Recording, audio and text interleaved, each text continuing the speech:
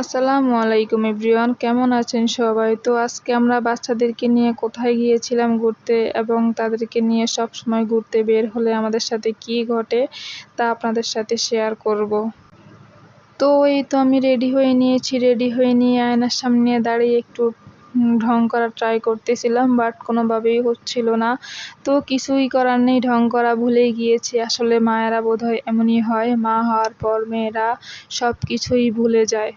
একজন মা সব কিছুই ভুলে যায়, কখন সে খাবে, কখন ঘুমোবে, কখন নিজের টেক কেয়ার করবে। আসলে মাতৃত্ব ভয়ঙ্কর সুন্দর, কিন্তু সহজ না। এদিকে আমার ছেলে কান্নাকাটি শুরু করে দিয়েছে ফ্লোরে শুয়ে শুয়ে, আম্মু চলো চলো, লেট হচ্ছে কেন, চলো। তো এই তো আমরা যাচ্ছি আজকে মানিকনগর কোনাপাড়া মিনি কক্সবাজার। তো এখানে আসলে আসলে এখানের প্রাকৃতিক সৌন্দর্যটা এত ভালো লাগে আমার কাছে, আসলে বলে বোঝানো যাবে না। একটা মনোমুগ্ধকর পরিবেশ। আসলে এমন পরিবেশ দেখলে সত্যি প্রাণ জুড়িয়ে যায়। তো এই তো অবশেষে যা ঘটলো, আমার মেয়ে ঘুমিয়ে পড়েছে। তো ফার্স্টেই বলেছিলাম আমার সাথে কি ঘটে, এটাই ঘটে সব সময়। বাসায় তাদেরকে ঘুম পাড়াতে পারি না। তো যখনই কোথাও বের হব, একটু প্ল্যানিং করি ওদেরকে নিয়ে একটু ঘুরতে বের হব, তখনই তারা এমন কাণ্ড করে বসে।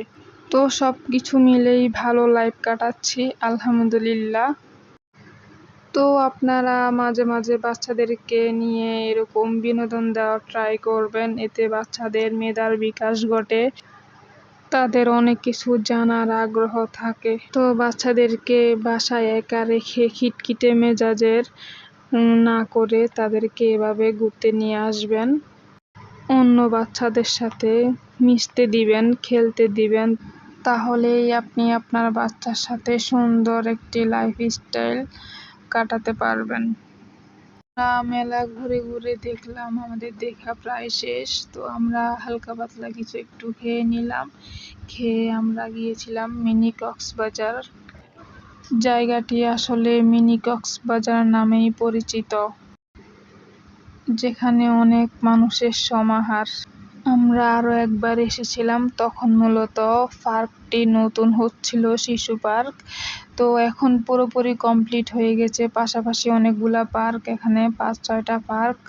এখানে অনেক মানুষ হয়, অনেক দূর দূর দূরান্ত থেকে মানুষ আসে। তো এই তো আমার জান বাচ্চাটা এখানে বায়না ধরছে, ও যাবে না, ও আর একটু থাকবে। ওর বাবা ওকে আদর ভালোবাসা দিয়ে রাজি করিয়ে এই তো আমরা বাসায় চলে যাচ্ছি, আর আমার ছেলে ঘুমিয়ে পড়েছে।